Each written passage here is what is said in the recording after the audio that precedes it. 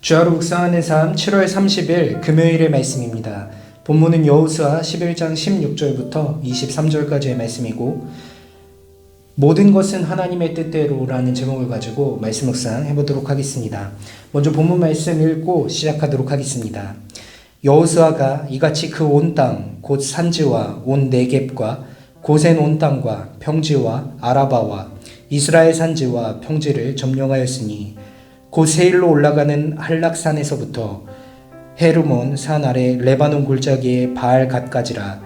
그들의 왕들을 모두 잡아 쳐 죽였으며 여호수아가 그 모든 왕들과 싸운 지가 오랫동안이라.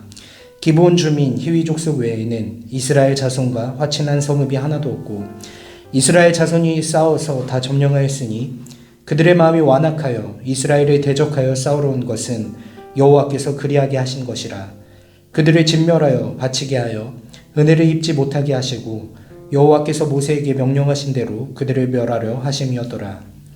그때 여호수아가 가서 산지와 헤브론과 드빌과 아납과 유다 온 산지와 이스라엘의 온 산지에서 아낙 사람들을 멸절하고 그가 또 그들의 성읍들을 진멸하여 바쳤으므로 이스라엘 자손의 땅에는 아낙 사람들이 하나도 남지 아니하였고 가사와 가드와 아스도데만 남았더라.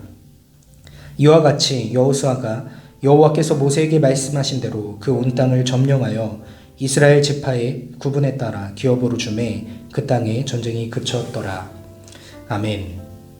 네, 여호수아와 이스라엘의 온전한 순종으로 마치 모래와 같이 많은 그 가나안 땅의 북부 지역의 세력들과의 전쟁에서 온전하게 승리로 마무리하는 것을 보여주고 있습니다.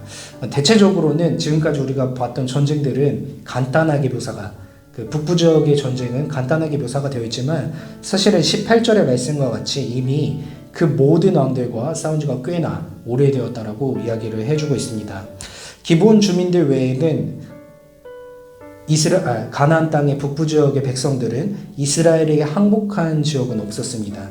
나머지 주민들은 그래서 모두 다 진멸되었고 20절의 표현대로라면 그것은 사실 그들의 완악함 때문에 진멸되었다라고 하는데 이 표현이 인상 깊은 것은 그 뒤에 여호와 하나님께서 그리하게 하셨다라는 인상적인 표현이 있기 때문에 그렇습니다. 근데 이거 표현이 오해를 살만한 표현이죠. 사실 여호와 하나님께서 그들의 마음을 완악하게 하셔서 그들이 이스라엘에게 대들어서 이스라엘이 이들을 쳐서 이들이 몰살당했다. 이러면은 마치 이들이 몰살당하기 위하여서 존재하는 사람들처럼 이렇게 묘사가 되어 있는 것 같지만 사실 이렇게 볼 것은 아니고 이들이 그러한 마음을 가졌을 때 이미 인간에게는 그 죄악된 본성이 있는데 죄악된 본성으로서 하나님을 거스르려는 그 본성이 있을 때에 그 본성을 굳이 돌이키시지 않으신 것이죠. 돌이키시지 않은 것을 선택하셨다는 것입니다. 우리가 요 전에 사무엘서에서 사울의 모습을 통해서도 이런 것 살펴봤었는데 유기라는 개념이죠. 그대로 냅두시는 것. 하나님께서 그대로 냅두시기만 해도 이미 인간은 계속해서 죄악으로 끌려가고 있기 때문에 그러한 모습과 그러한 마음을 가졌던 그 가나안 땅의 지역의 세력들을 굳이 하나님께서 돌이키시지 않고 유기하시는 모습을 보여주었다로 이해하면 될 것 같습니다. 그리고 여호수아는 추가로 아낙 사람들을 멸절시킴으로써 드디어 그에게 허락된 가나안 땅 정복 전쟁을 완성하게 됩니다.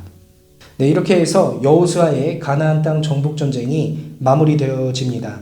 크고 작은 일들이 굉장히 많이 있었지만 결국에는 여호와 하나님께서 원래 여호수아가 이스라엘의 지도자가 되었을 때 처음 약속했던 모든 것이 이루어지는 것을 살펴볼 수 있었던 것 같습니다.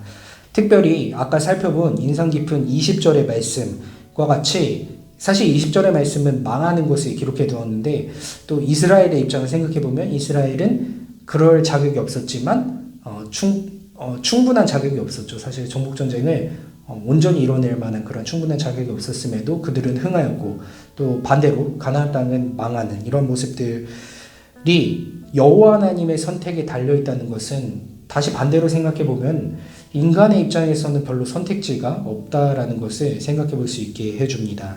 결국 우리에게는 너무나 익숙한 사실인 순종, 그렇지만 사실은 잘 안 되는 그 순종, 그것이 여호와 하나님의 편에 설 수 있는 유일한 기회라는 것을 우리가 늘 명심하며 살아야 된다는 것입니다.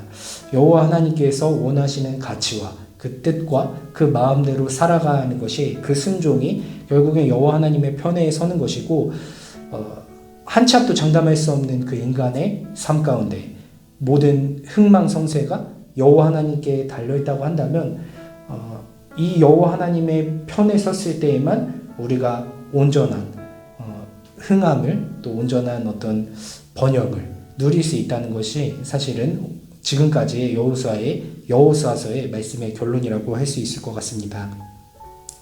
완악함 가운데에는 사실 여호와 하나님의 말씀에 순종하는 것이 쉽지 않습니다. 그리고 이 순종은 너무나 당연한 것 같지만 너무나 당연하게도 우리는 그 순종을 어려워한다는 것도 생각해 봅니다. 하지만 우리의 마음이 완악하여져서 또 때때로 여호와 하나님의 길을 저버릴 때가 있는 건 사실이지만, 그러함에도 또 말씀 기억함으로 다시 우리의 모습을 돌이키고 순종의 길 가운데 서게 되시는 우리 모두가 되길 소원합니다. 우리 청년부원들 되실 뿐만 아니라 그것은 저에게도 해당되는 말입니다. 그렇게 해서 우리가 하나님께 순종의 길에 섰을 때 다시 우리의 길을 온전한 길로 인도하시는, 우리를 온전한 생명의 길로 인도하시는 여호와 하나님의 은혜를 경험하며 하루하루 살아가시는 청년분들 되시길 소망하며 기도로 말씀 묵상 마치도록 하겠습니다.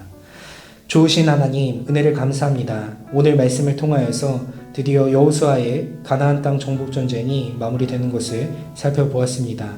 오늘 말씀까지 해서 결국에는 우리가 생각해 볼 수 있는 것은 우리의 연약함들, 인간의 연약함과 또 그러한 인간의 흥망성쇠는 여호와 하나님께 온전히 달려있다는 것을 우리가 다시 한 번 더 살펴봅니다. 그리고 우리가 여호와 하나님 편에 설 수 있는 것은 온전히 하나님께서 원하시는 순종의 길 가운데 서는 것, 그것뿐임을 다시 한 번 더 생각해 볼 때에, 순종이라는 것이 우리에게 너무나 기본적인 것이지만 또 그 기본적인 것만큼 우리가 잘 안 지키는 것임을 생각해 볼 때 우리의 마음을 굳건히 하고 순종의 길 가운데 다시 우리의 마음을 놓을 수 있는 힘과 은혜를 베풀어 주시옵소서. 우리의 힘과 우리의 능력으로 또 우리의 노력으로는 그것이 잘 되지 않지만 하나님을 생각할 때 또 하나님께서 주시는 은혜 따라서 그것이 가능하여지고, 우리가 그렇게 가능한 모습으로 하나님 앞에 순종의 길 가운데 섰을 때 하나님의 은혜를 마음껏 누리며 살아갈 수 있는